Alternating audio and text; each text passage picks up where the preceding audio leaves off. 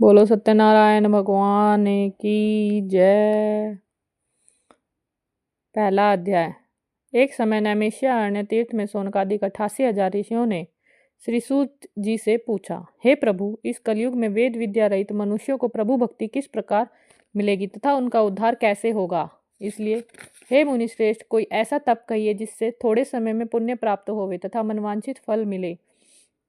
वह कथा सुनने की हमारी इच्छा है। सर्वशास्त्र ज्ञाता श्री सूत जी बोले, हे वैष्णवों में पूज्य, आप सबने सब प्राणियों के हित की बात पूछी है। अब मैं उस श्रेष्ठ व्रत को आप लोगों में कहूंगा जिस व्रत को नारद जी ने लक्ष्मी नारायण से पूछा था और लक्ष्मीपति ने श्री मुनि श्रेष्ठ नारद से कहा था, सो ध्यान से सुने। एक समय योगीराज नारद जी दूसरों के हित की इच्छा से अनेक लोगों में घूमते हुए मृत्युलोक में आ पहुंचे। वहां उन्होंने बहुत योनियों में जन्मे हुए प्राय सभी मनुष्यों को अपने कर्मों के द्वारा अनेकों दुखों से पीड़ित देखकर किस यत्न से करने से निश्चय ही इनके दुखों का नाश हो सकेगा, ऐसा मन में सोचकर विष्णु लोक को गए। वहां श्वेत वर्ण और 4 भुजाओं वाले देवों के इस नारायण को अपने जिनके हाथों में शंख, चक्र, गदा और पद्म थे तथा वनमाला पहने हुए थे देखकर स्तुति करने लगे, हे भगवान, आप अत्यंत शक्ति से संपन्न हैं। मन तथा वाणी भी आपको नहीं पा सकती।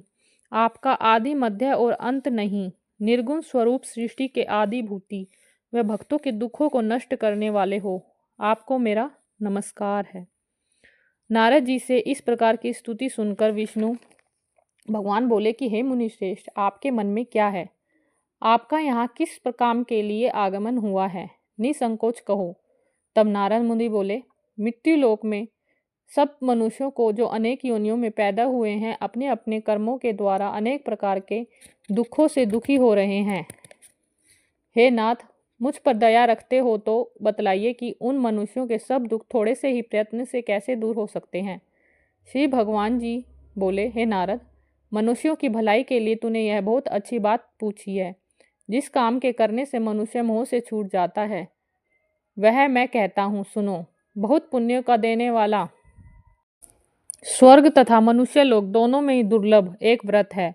आज मैं प्रेमवश होकर तेरे से कहता हूँ, सत्यनारायण जी का व्रत अच्छी तरह विधान पूर्वक करके मनुष्य तुरंत ही यहाँ से सुख भोगकर मरने पर मोक्ष को प्राप्त होता है। श्री भगवान के वचन सुनकर नारद मुनि बोले कि उस व्रत का क्या फल है, क्या विधान है और किसने यह व्रत किया है और किस दिन यह व्रत करना चाहिए, विस्तार से कहो। भगवान बोले, दुख शोक आदि को दूर करने वाला, धन धान्य को बढ़ाने वाला, सौभाग्य तथा संतान को देने वाला, सब स्थानों पर विजयी करने वाला, भक्ति और श्रद्धा के साथ किसी भी दिन मनुष्य श्री सत्यनारायण की शाम के समय ब्राह्मणों और बंधुओं के साथ धर्मपरायण होकर पूजा करें। भक्ति भाव से सवायद नैवेद्य, केले का फल, घी, दूध और गेहूं का चूरन लेवे। गेहूं के अभाव में मैसाठी का चूरन, शक्कर तथा गुड़ ले और सब भक्षण योग्य पदार्थ जमा करके सवाय पर अर्पण कर देवे तथा बंधुओं सहित भोजन करावे।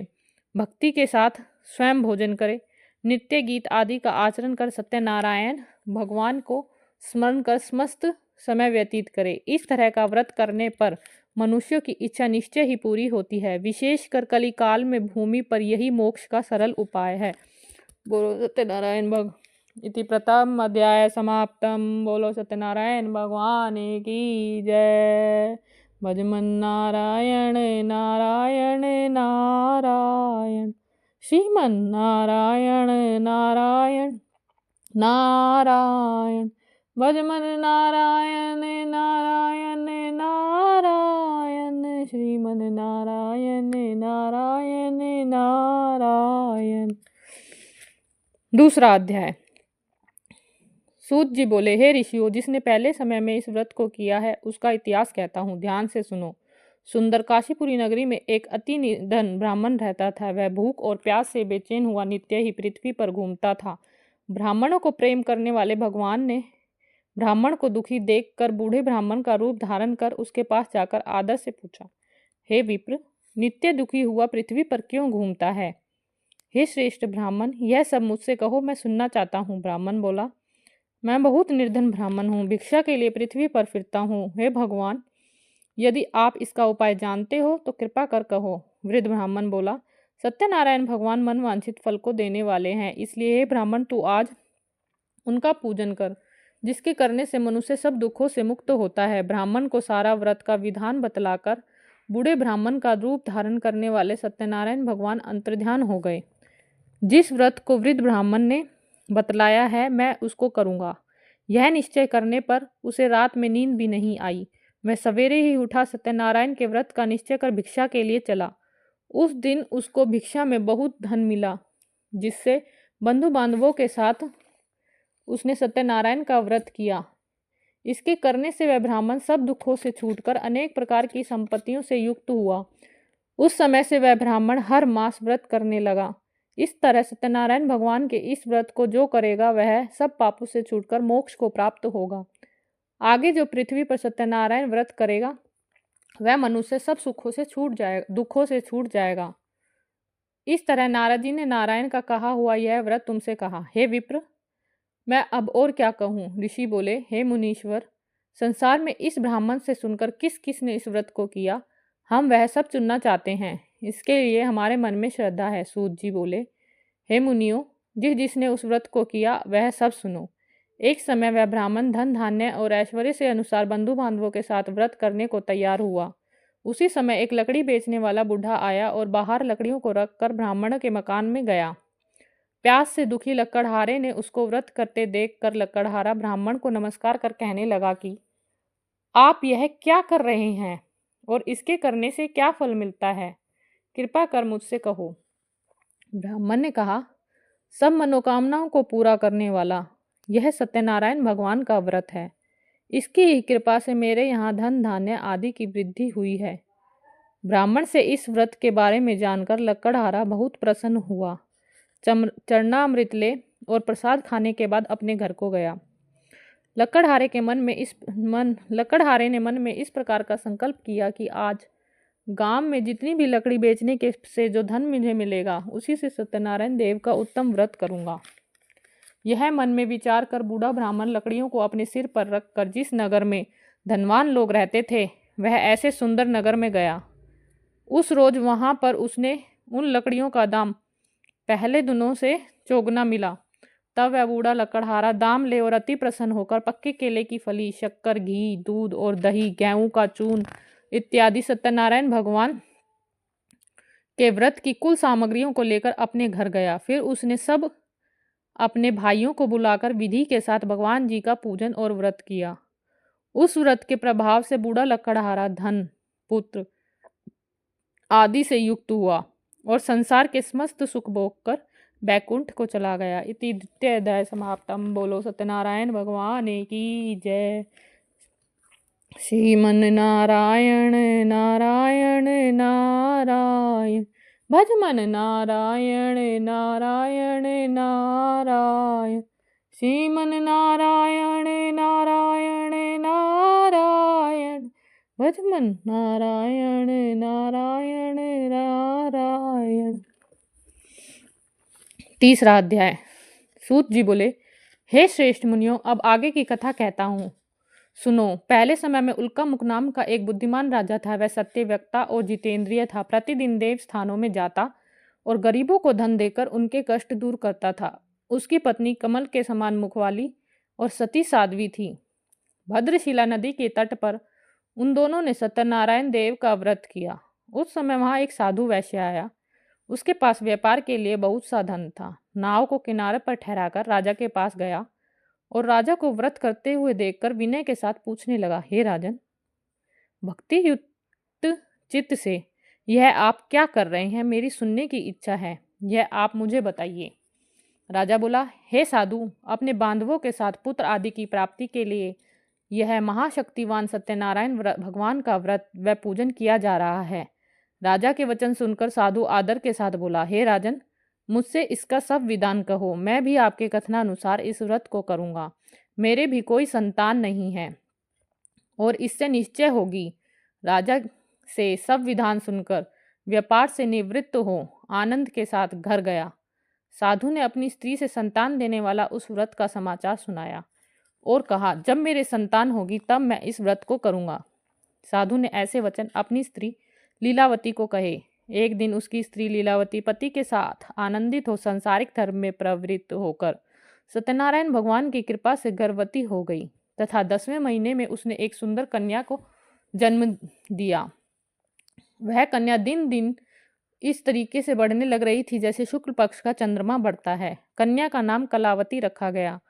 तब लीलावती ने मीठे शब्दों से अपने पति को कहा, आपने जो संकल्प किया हुआ था कि भगवान का व्रत करूंगा, अब आप उसे करिए। साधु बोले, हे प्रिय, इसके विवाह पर करूंगा।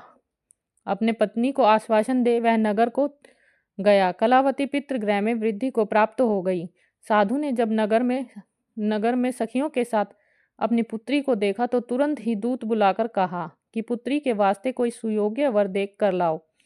साधु की आज्ञा पाकर दूत कंचनपुर नगर पहुंचे और वहां बड़ी खोज के बाद और देखभाल के बाद लड़की के वास्ते सुयोग्य वणिक पुत्र ले आए और उस सुयोग्य लड़के को देखकर साधु ने अपनी बंधु बांधवों के साथ प्रसन्न चित्र अपनी पुत्री का विवाह उसके साथ कर दिया। किंतु दुर्भाग्य से विवाह के समय भी उस व्रत को करना भूल गया।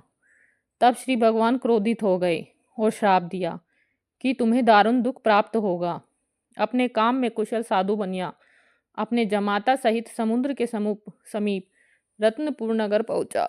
वहां दोनों ससुर जमाई चंद्रकेतु राजा के नगर में पहुंचे, व्यापार करने लगे। एक रोज भगवान सत्यनारायण की माया से प्रेरित होकर कोई चोर राजा का धन चुराकर शीघ्र जा रहा था, किंतु पीछे से राजा के दूतों को आता देखकर चोर ने घबराकर भागते भागते धन को वहीं चुपचाप रख दिया जहां वह दोनों ससुर जमाई ठहरे हुए थे। तब दूतों ने उस साधु वैश्य के पास जाकर राजा के धन को रखा देखकर दोनों को बांध कर ले गए और प्रसन्नता से दौड़ते हुए राजा के समीप जाकर बोले, हे, यह 2 चोर हम पकड़ कर लाए हैं, देख कर आज्ञा दे। राजा की आज्ञा से उनको कठिन कारावास में डाल दिया गया और उनका धन राजा ने छीन लिया। उसी शाप द्वारा उनकी पत्नी भी घर पर बहुत दुखी हुई और घर पर जो धन रखा था चोर चुरा कर ले गए। शारीरिक व मानसिक पीड़ा में भूख प्यास से अति दुखित हो अन्न की चिंता में कलावती एक ब्राह्मण के घर गई। वहां उसने सत्यनारायण व्रत होते देखा। वहां उसने कथा सुनी और प्रसाद ग्रहण कर रात को घर आई। माता ने कलावती से कहा, हे पुत्री, दिन में कहाँ रही? वह तेरे मन में क्या है? कलावती बोली, हे माता, मैंने एक ब्राह्मण के घर सत्यनारायण का व्रत देखा है। कन्या के वचन सुनकर लीलावती भगवान के पूजन की तैयारी करने लगी। लीलावती ने परिवार और बंधुओं सहित भगवान का पूजन किया और यह वर मांगा कि मेरे पति और दामाद शीघ्र ही आ जावें, और प्रार्थना की कि हम सब का अपराध क्षमा करो। सत्यनारायण भगवान इस व्रत से संतुष्ट हो गए और राजा चंद्रकेतु को स्वप्न में दिखाई दिए और कहा, राजन, दोनों बंदी वैश्यों प्रातः ही छोड़ दो। उनका सब धन जो तुमने ग्रहण किया है दे दो, नहीं तो तेरा धन, राजपुत्र आदि सब नष्ट कर दूंगा। राजा का ऐसा वचन सुनकर भगवान अंतर्ध्यान हो गए। प्रातःकाल राजा चंद्रकेतु ने सभा में अपना स्वप्न सुनाया। अब दोनों वणिक पुत्रों को कैद से मुक्त कर सभा में बुलाया। दोनों ने आते ही राजा को नमस्कार किया। राजा मीठे वचन से बोले, हे महानुभावी वश, ऐसा कठिन दुख प्राप्त हुआ है, अब कोई भय नहीं है। ऐसा कहकर राजा ने उनको नए नए वस्त्र आभूषण पहनवाए और उनका जितना धन लिया था उससे दूना धन देकर उनको विदा किया। दोनों वैश्य अपने घर को चले गए। इति तृतीय अध्याय समाप्तम। बोलो सत्यनारायण भगवान की जय। श्रीमन नारायण नारायण भजमन नारायण नारायण नारायण, श्रीमन नारायण नारायण नारायण, भजमन नारायण नारायण नारायण, श्रीमन नारायण नारायण नारायण। चौथा अध्याय। सूत जी बोले, वैश्य ने मंगलाचार करके यात्रा आरंभ की, अपने नगर को चला। उनके थोड़ी दूर पहुंचने पर दंडी वेशधारी सत्यनारायण ने उनसे पूछा, साधु, तेरी नाव में क्या है? अभिमानी वणिक हंसता हुआ बोला, हे दंडी, आप क्यों पूछते हो? क्या धन लेने की इच्छा है? मेरी नाव में तो बेलपत्ते आदि भरे हैं। वैश्य का कठोर वचन सुनकर भगवान ने कहा, तुम्हारा वचन सत्य हो। ऐसा कहकर दंडी वहां से चले गए और कुछ दूर जाकर समुद्र के किनारे बैठ गए। दंडी के जाने पर वैश्य ने नित्य क्रिया करने के बाद नाव को ऊंची उठी देखकर अचंबा किया तथा नाव में बेल आदि देखकर मूर्छित हो जमीन पर गिर पड़ा।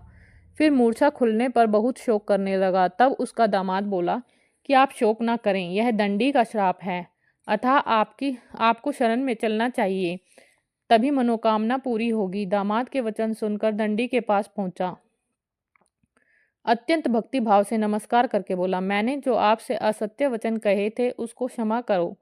ऐसा कहकर महान शोकातुर हो रोने लगा। तब दंडी भगवान बोले, वणिक पुत्र, मेरी आज्ञा से बार बार तुम्हें दुख प्राप्त हुआ है, तू मेरी पूजा से विमुख हुआ है।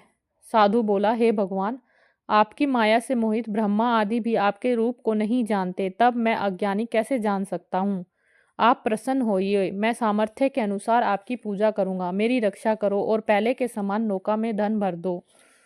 तब उनके भक्ति युक्त वचन सुनकर भगवान प्रसन्न हो गए, उनकी इच्छा अनुसार वर देकर अंतर्ध्यान हो गए। तब उन्होंने नाव पर आकर देखा कि नाव धन से परिपूर्ण है। फिर वह भगवान सत्यदेव का पूजन कर साथियों सहित अपने नगर को चला। जब अपने नगर के निकट पहुंचा तब दूत को घर भेजा। दूत ने साधु के घर जाकर उसकी स्त्री को नमस्कार कर कहा कि साधु अपने दामाद सहित इस नगर के समीप आ गए हैं। ऐसा वचन सुन सती ने अपने बड़े हर्ष के साथ सत्यदेव का पूजन कर पुत्री से कहा कि मैं अपने पति के दर्शन को जाती हूँ, तू कार्य पूर्ण करके शीघ्र आना।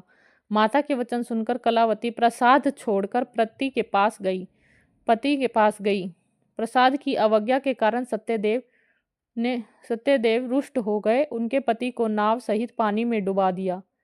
कलावती अपने पति को ना देखकर रोती हुई जमीन पर गिर गई। इस तरह नौका को डूबा हुआ और कन्या को रोता देख साधु दुखित हो बोला, हे प्रभु, मुझसे या मेरे परिवार से जो भूल हुई है उसे क्षमा करो। उसके दीन वचन सुनकर सत्यदेव प्रसन्न हो गए और आकाशवाणी हुई, हे साधु, तेरी कन्या मेरे प्रसाद को छोड़कर आई है, इसलिए इसका पति अदृश्य हुआ है। यदि वह घर जाकर प्रसाद खाकर लौटे तो इसे पति अवश्य मिलेगा। आकाशवाणी से ऐसा सुनकर कलावती ने घर पहुंचकर प्रसाद खाया। फिर उसने आकर अपने पति के दर्शन किए। तब वैश्य परिवार के सब लोग प्रसन्न हुए। फिर साधु ने बांधवों सहित सत्यदेव का विधि पूर्वक पूजन किया। उस दिन से हर पूर्णिमा व संक्रांति को सत्यनारायण का पूजन करने लगा। फिर इस लोक का सुख भोगकर स्वर्ग को चला गया है। इति चतुर्थ अध्याय समाप्तम। बोलो सत्यनारायण भगवान की जय। श्रीमन नारायण नारायण नारायण, भज मन नारायण नारायण नारायण। श्रीमन नारायण नारायण नारायण, भज मन नारायण नारायण नारायण। 5वां अध्याय। सूत जी बोले, हे ऋषियों, मैं और भी कथा कहता हूँ, सुनो। प्रजा पालन में लीन तुंग ध्वज नाम का राजा, उसने भी भगवान का प्रसाद त्याग कर बहुत दुख पाया। एक समय वन में जाकर के पशुओं को मारकर बड़ के पेड़ के नीचे आया। उसने भक्ति भाव से ग्वालों और बांधवों सहित सत्यनारायण का पूजन करते देखा। राजा देखकर भी अभिमानवश ना वहां गया और ना ही नमस्कार किया। जब ग्वालों ने भगवान का प्रसाद उसके सामने रखा तो वह प्रसाद को त्याग कर अपनी सुंदर नगरी की ओर चला गया। वहां उसने अपना सब कुछ नष्ट पाया तो वह जान गया कि यह सब कुछ भगवान ने किया है। तब वह विश्वास कर ग्वालों के समीप आया और विधि पूर्वक पूजन कर प्रसाद खाया तो सत्यदेव की कृपा से सब जैसा था वैसा हो गया तथा सुख भोग कर मरने पर स्वर्ग लोक को गया। जो मनुष्य इस परम दुर्लभ व्रत को करेगा, भगवान की कृपा से उसके धन धान्य की प्राप्ति होगी। निर्धन धनी होता है, बंदी बंधन से मुक्त होकर निर्भय हो जाता है, संतानहीनों को संतान प्राप्ति होती है, सब मनोरथ पूर्ण होकर अंत में बैकुंठ धाम को जाते हैं। जिन्होंने इस व्रत को पहले किया उसके दूसरे जन्म की कथा कहता हूँ। वृद्ध सतानंद ब्राह्मण सुदामा का जन्म लेकर मोक्ष को पाया। उल्का मुख नाम का राजा दशरथ होकर बैकुंठ को प्राप्त हुआ।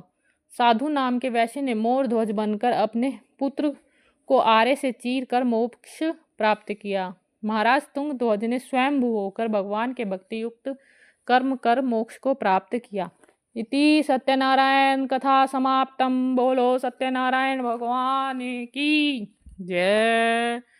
श्रीमन नारायण नारायण नारायण, भज मन नारायण नारायण नारायण।